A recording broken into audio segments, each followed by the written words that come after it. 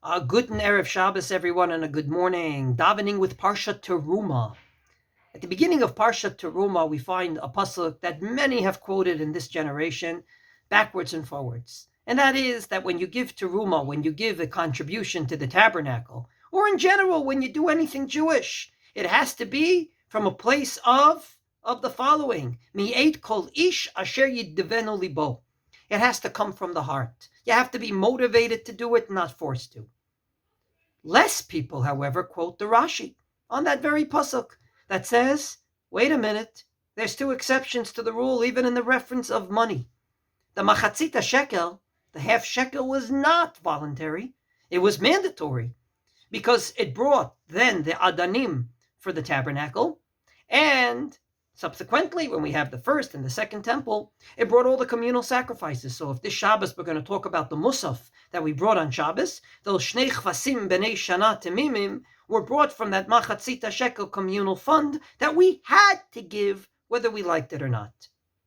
Explained my revered Rebbe, Rav Yehuda Amital, Zecher Tzadik Livracha, that indeed, when we talk about Judaism, or if I may, when we talk about davening, we have to combine between these two things. On the one hand, like the machatzita shekel, it's mandatory to come to minyan. It's mandatory to daven, whether you feel like it or not, whether you feel motivated or not, whether you feel like I need to pray or not, whether you feel like I need to pray for those things in the siddur or not.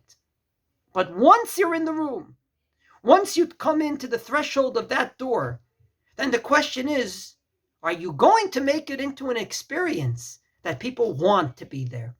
Not just have to be there, but want to be there, and like that voluntary teruma, want to come back for more and more.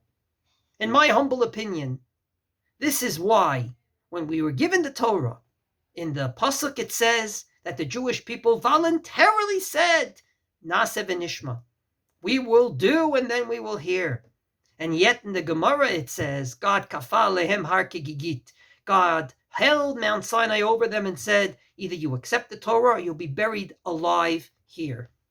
This is exactly what we need to combine when we educate children, and more importantly, when we educate ourselves.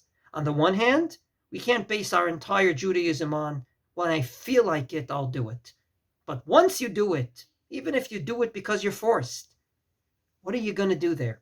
Is once you get into the threshold of the door of davening because the Shulchan Aruch forced you, are you going to make it into a substantial davening, a significant davening, an enjoyable davening? Or God forbid, will people leave just saying, I was forced to be here and I finished? Wishing everyone a Shabbat Shalom, in which we combine between these two aspects of our service of God.